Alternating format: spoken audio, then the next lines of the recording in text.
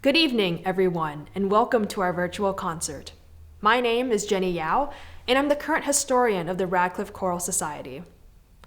RCS was founded in 1899 by the Venerable Elizabeth Cary Agassiz at Radcliffe College and has been celebrating treble choral music and the extraordinary community formed through its music making ever since.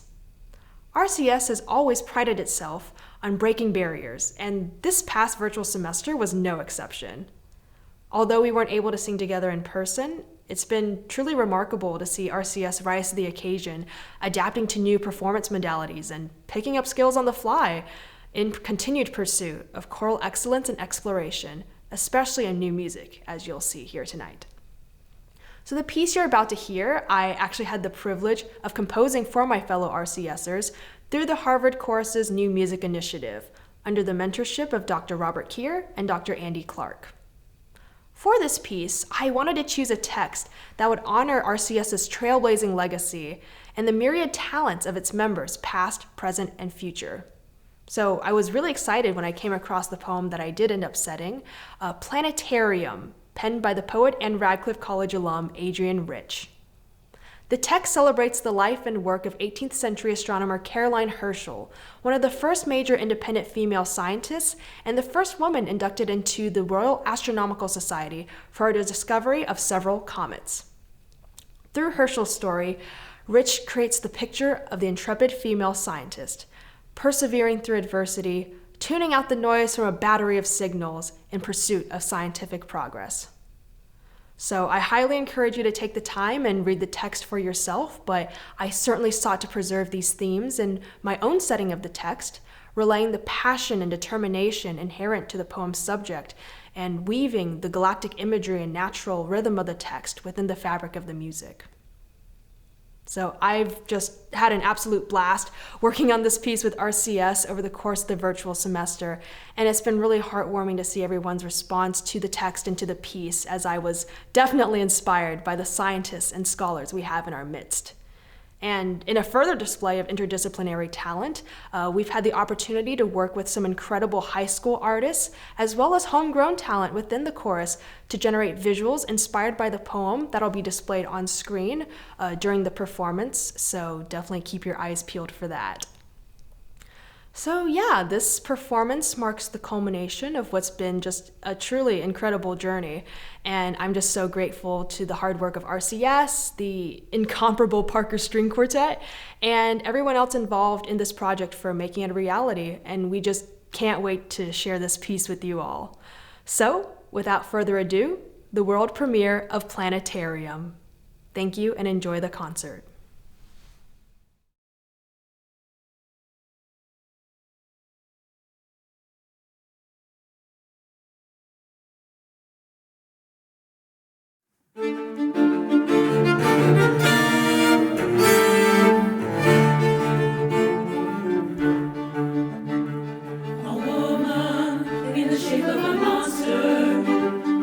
Monster in the shape of a woman. The sky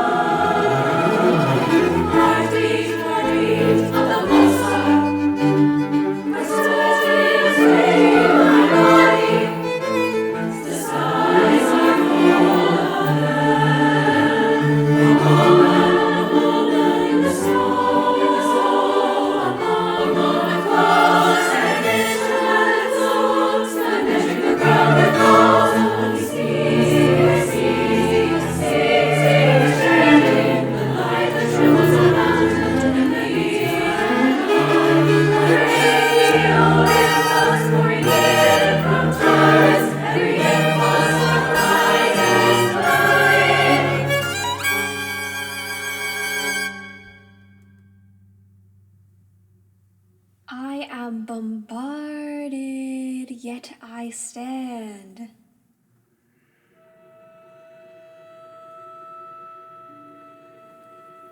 I have been standing all my life in the direct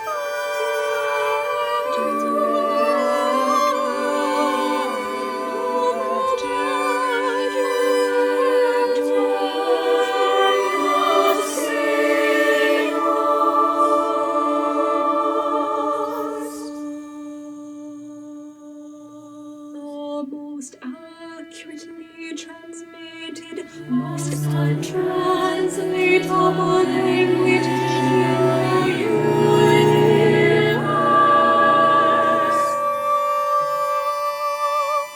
I am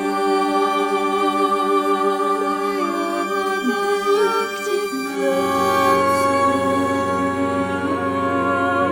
so involuntary. Light wave could take 15 years to travel through me, and has taken. I am an instrument in the shape of a woman, trying to translate positions into images. For the relief of the body and the reconstruction of the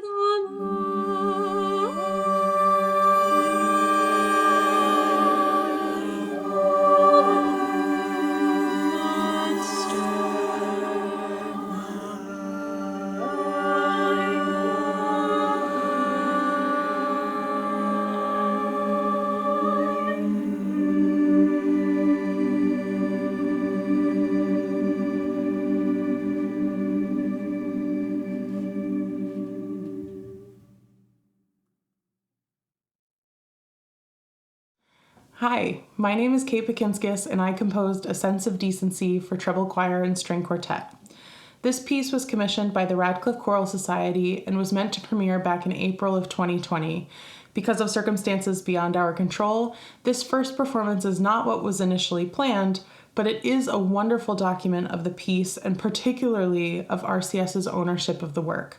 They've really taken the work in and made it their own. Composing, and art in general, has the capacity to be inherently political, though some works can be more overt in their statements than others. In the case of this commission, I wanted the text to be something that RCS could hold on to and invest in, something important to them. I met with many members of the ensemble in the spring of 2019 to discuss what the project could look like. Decidedly, RCS was tired of texts about flowers and gardens and love, which takes up a huge section of treble choir repertoire. They wanted to anchor into their tenets of being an open, welcoming, and accessible ensemble engaged in their community and lifting up underrepresented voices. I casually mentioned that I had started on a commission for a different project, setting a dissent written by Supreme Court Justice Ruth Bader Ginsburg, and they jumped at the mention of her name. Because of Justice Ginsburg's connection to Harvard Law School, her experience studying there, and trailblazing as one of the few women in the program at the time, and considering her commitments to equity and equality between the sexes throughout her career, continuing the series with this RCS project made a lot of sense. I got to work choosing texts that summer and began composing in the fall of 2019. As a composer, I'm an advocate of underrepresented and underrespected voices in Western classical music, and my work often brings unlikely text or content into conversations in the concert hall. The text for A Sense of Decency is culled together from two writings from the late Justice Ginsburg. I am moved by her unflappable commitment to her responsibilities as a member of the Supreme Court of the United States. I'm also moved by her writing, particularly her dissents, where she balances an incredible knowledge with an equally intense and biting tone, so calmly and fully dismantling the rulings made which she does not support. So this new work took shape as two movements. The first, monumental, clear, and bold, is from a June 2019 dissent, which rules a large cross-shaped memorial as an acceptable symbol for American veterans of World War II. This movement is a meditative space, sprinkled with flexible timing and references to the rising perfect fourths heard when taps is played at military funerals. To me, this text leans into a commitment to see and recognize everyone as they are, and to honor and remember each individual as they identified and lived their lives, rather than in the ways that are convenient or specific to our own beliefs. It is an exploration of how we remember, how we memorialize, and how we honor and respect everyone we lose. Justice Ginsburg's words in this dissent ask us to honor the lives and sacrifices of individuals as individuals, full and equal. The second movement, Inherent Differences, is from the 1996 United States versus Virginia case, one of Justice Ginsburg's earliest court opinions. In this case, it was ruled unconstitutional for the Virginia Military Institute to have male-only recruit classes, and from this point forward, VMI accepted both men and women into its programs. This movement anchors into Justice Ginsburg's insistence, again, that all are full and equal citizens, that all should have the opportunity to aspire, achieve, and participate in society. Musically, the energy of this piece is a building of momentum. It starts out as a small kernel of something, a belief, an idea, a part of the individual hushed and facing inward. As the movement unfolds, this little spark continues to grow and becomes an external statement, then a declaration, then a celebration, bubbling over until the choir and string quartet can't contain this truth, and it is fully expressed, arms outstretched. For me, this musical and emotional trajectory has little to do with the specifics of the argued case, and instead is about making space for and celebrating ideas, bodies, voices, and stories in places that have not historically welcomed them. It was such a joy to write this piece and work with these musicians. I wanted RCS to celebrate as an ensemble, but also to create ways for each of these young musicians to find something of themselves reflected in the text and composition of the piece. I am grateful for their commitment and risk-taking, their investment in the work and in one another to make this piece what it has come to be.